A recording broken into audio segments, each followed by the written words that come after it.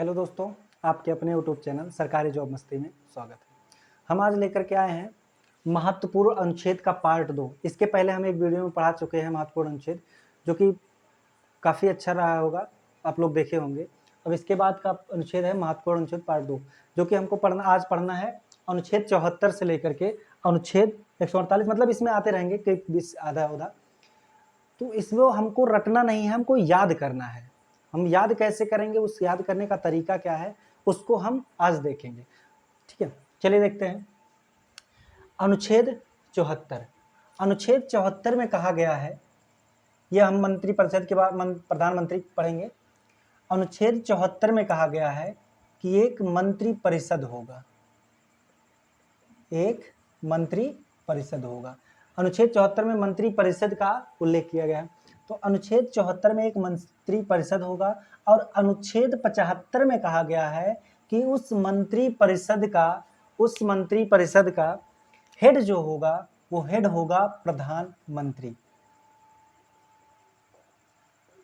Head प्रधानमंत्री होगा। तो अनुच्छेद 74 में कहा गया है कि एक मंत्री परिषद होगा, और अनुच्छेद 75 में कहा गया है कि उस मंत्री परिषद का जो हेड है वो प्रधानमंत्री होगा। तो प्रधानमंत्री का जो पद है वो अनुच्छेद 75 में कहा गया है। अब बात करते हैं संसद पर आधारित कि संसद के कितने अनुच्छेद हैं, उसको देखते हैं। तो अनुच्छेद 79 में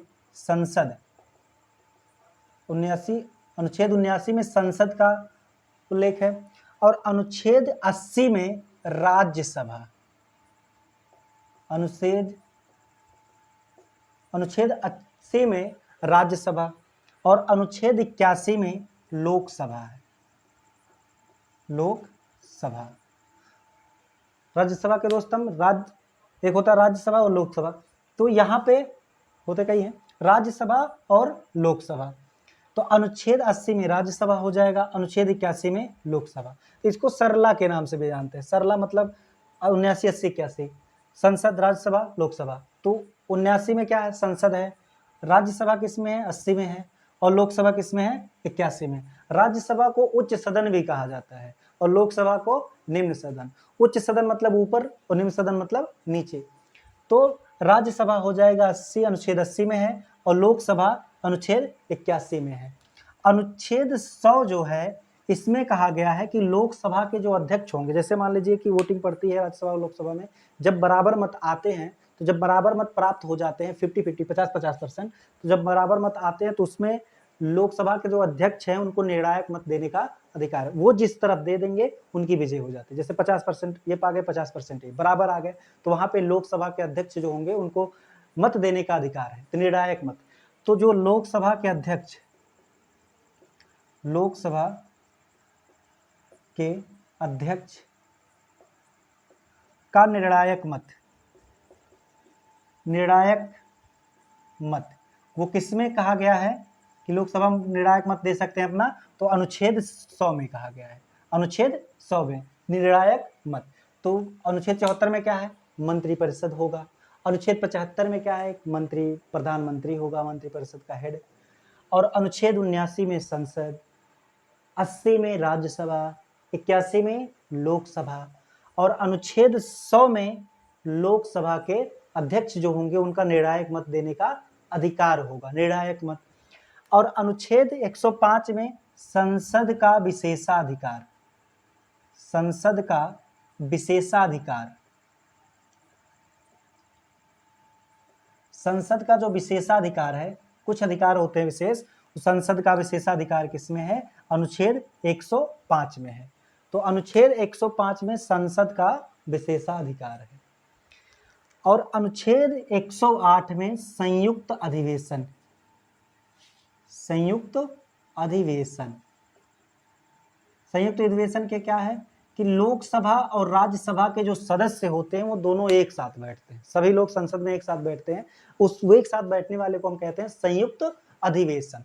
राज्यसभा के भी सदस्य वहां पे होंगे, राज्यसभा के भी होंगे, और राष्ट्रपति भी होंगे। तो सबका एक बैठक होता है, उस बैठक को हम कहते हैं संयुक्त अधिवेशन। ऐसे याद कर लीजिए, जैसे मान लीजिए एक घर का, गांव का एक मुखिया होता है, मुखिया क्या करता है, बुलावा करता है। तो जब बुलावा करता है तो गांव के सभी लोग वहां पे आके क्या करते हैं, एकत्रित हो जाते हैं। जब एकत्रित हो जाते हैं तो वहां पे क्या होता है, संयुक्त, सब लोग एकत्रित हो जाते हैं, तो संयुक्त अधिवेशन। 108 से हम याद कर लेंगे संयुक्त अधिवेशन। 108 से महामंत्र भी होता है, मंत्र का पूजा भी किया जाता है। तो सभी लोग क्या करते हैं, एकत्रित होते हैं। तो वहां पूजा करने के लिए भी एकत्रित, यानी कि 108 जाप करते हैं। तो ऐसे में हम याद कर सकते हैं 108 से क्या हो जाएगा, संयुक्त अधिवेशन। याद करने का बड़ा आसान तरीका है कि 108 में है संयुक्त अधिवेशन। अनुच्छेद 110 में है धन विधेयक। अनुच्छेद 110 में है धन विधेयक। धन विधेयक, इसको कैसे याद कर सकते हैं, जैसे मान लीजिए सब लोग जब बैठते हैं आप एक जगह पे, तो जब एक जगह पे लोग आएंगे तो वहां पे धन का खर्चा भी होता है, ऐसे समझ लो, धन का खर्चा भी होता है। तो मतलब हो जाएगा 108 में संयुक्त अधिवेशन, 110 में धन विधेयक, और 112 में है वित्तीय वर्ष, या बजट बोलते हैं इसको, बजट होता नहीं है, इसको वित्तीय वर्ष के नाम से जानते हैं। 112 में है बजट। तो जब संयुक्त अधिवेशन बैठेगा, वहां पे धन खर्च होगा, तो बजट का क्या हो जाता है, कमी। तो संयुक्त अधिवेशन हुआ, फिर क्या हो जाएगा, धन का खत्म हो गया, फिर बजट, यानी कि बजट क्या हो जाता है, लो।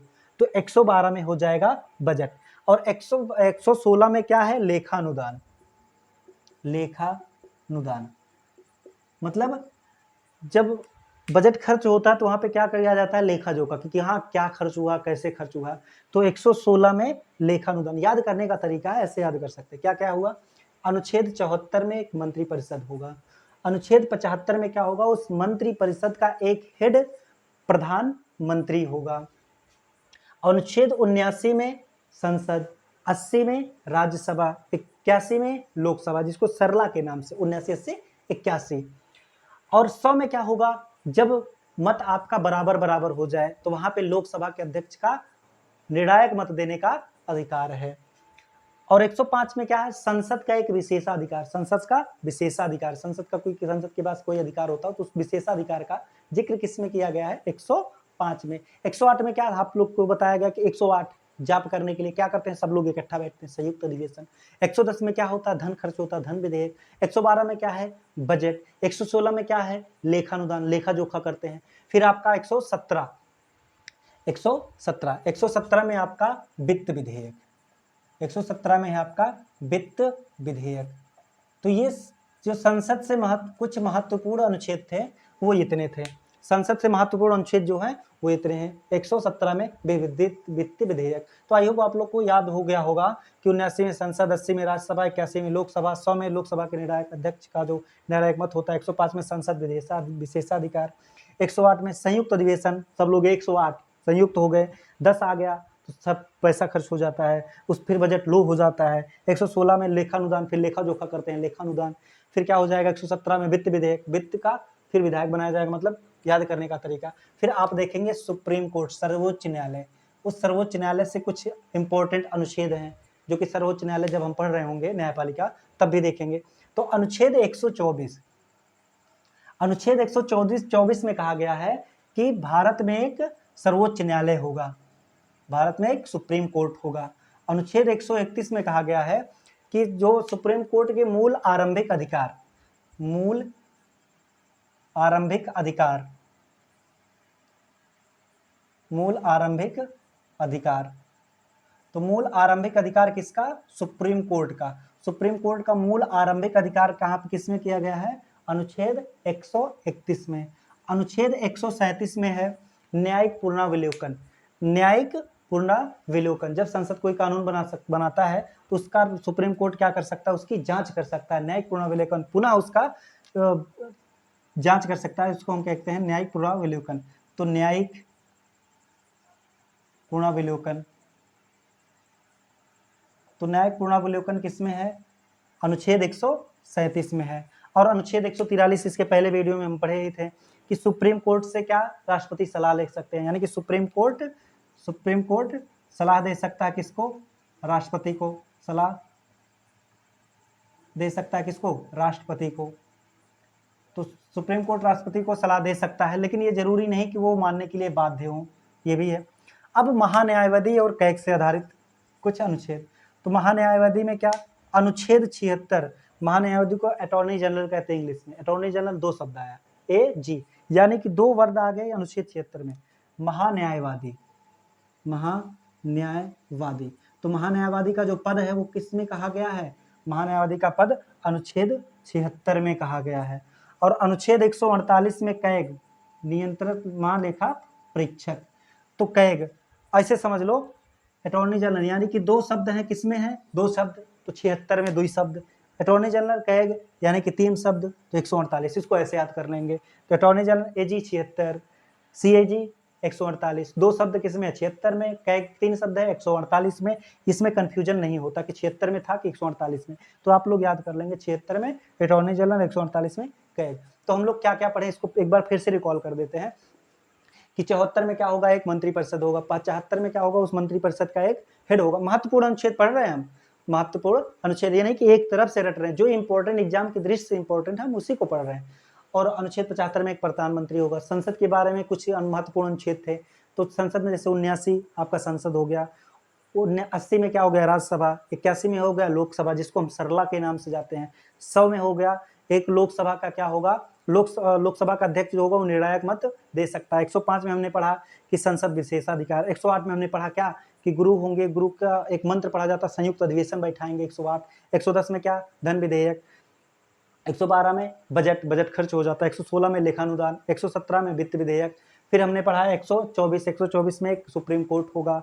131 में पढ़ा कि मूल आरंभिक अधिकार, सुप्रीम कोर्ट के जो मूल आरंभिक अधिकार होते हैं। 137 में न्याय पूर्णावलोकन पढ़ा, जो कि जांच कर सकता है।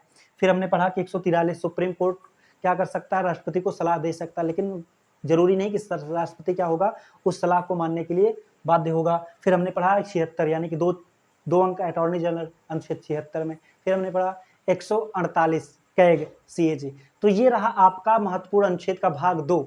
हम इसके बाद फिर लाएंगे भाग 3। इसको हमने 4 वीडियो में कवर करने की कोशिश की, थोड़ा थोड़ा रहेगा तो आप लोग को ज्यादा याद होगा।